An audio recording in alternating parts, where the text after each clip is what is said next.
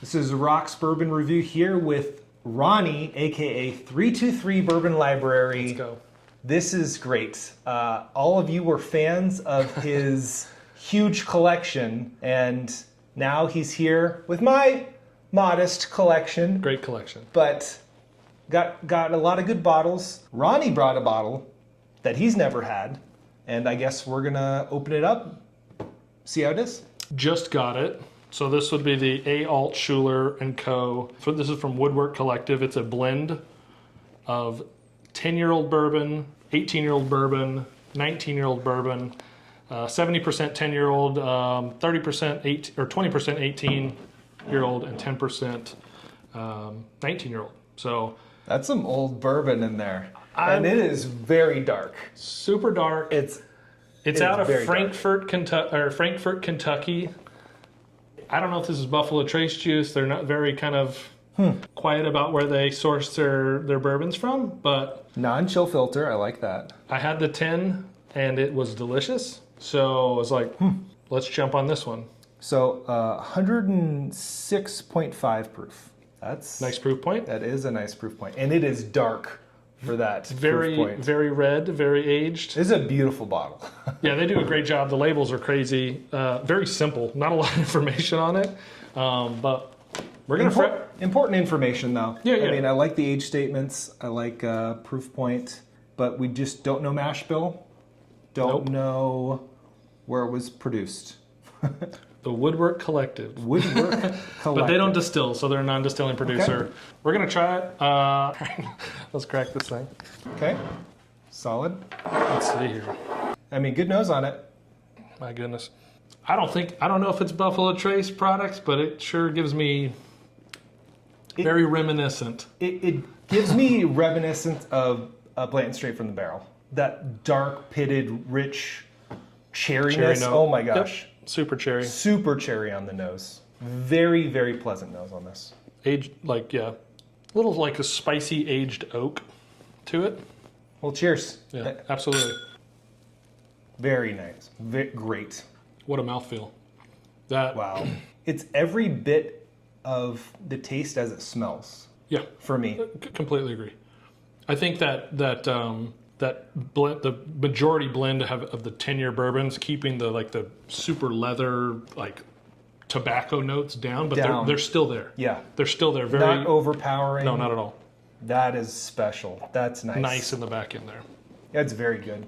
I mean, I know Blanton Straight from the Barrel is kind of one of the top whiskey bourbons for me, and this is great. And it's not even that crazy of proof. No. It's just got a lot of complexity, though. You said straight from the barrel. I was thinking cast strength. I'm like, wait, this is 106.5? Yeah. To me, I think it drinks warmer than that. A lot of complexities on this. I think I would, if I guessed this in a blind, I'd be in the teens probably. Yeah, 115-ish. Yeah. Absolutely. Easily. But in a good way. In a great way. I know, maybe when I say this, or maybe if you've seen Ronnie say this, higher proof, that might be more off-putting to some people. It's not. It's in the best way possible, and a lot of complexities. The spice on this, it's got a spice to it. It's feathered in to the sweetness. It just lays. It almost lays between the sweetness versus a super peppery palate. Absolutely. I like the spice on it, but it's very much balanced with the sweetness. Maybe it's because, it has all these different years in here, right? Giving it those layers. Oh, I'm sure. Whoever did the blend of this, great. Phenomenal. Yeah. So there's 500 total bottles of this. Interesting. Yep. So what is that, a 3 or 4 barrel blend? Yeah, exactly. Yeah. Not a lot. I mean, well, some of these old barrels, I'm sure they're not getting 150 bottles out of the barrel. Maybe around 5? I'd say probably a 5-barrel blend would be my guess. Very good. Very good. I'll check these guys out more. They did a great job blending this. Yep. These NDPs, non-distilling producers, there's quite a few out there, and some are just killing it. These guys are killing it. You can get some great whiskey out there for brands that aren't publicly known, that are coming up. And aren't distilling themselves. But like I said, it's interesting, these non-distilling producers coming up with unique brands behind their expertise in blending or their palate, right? Yeah. And I think it's important to note that there are people out there that have exceptional palates. Maybe this guy, maybe not me, but Who knows? that can create something for the public in their own way, not having to distill it, right? And wait all that time. And it might not turn out how they want it, but this is good. They're doing great things. I think the really cool thing is bourbon. The bourbon industry went through this huge boom, anticipating more market share over the last 10 years and longer. And now we're starting to see not just your big distilleries, your Buffalo Trace, your Wild Turkey, but them selling off barrels to these folks that are making products that.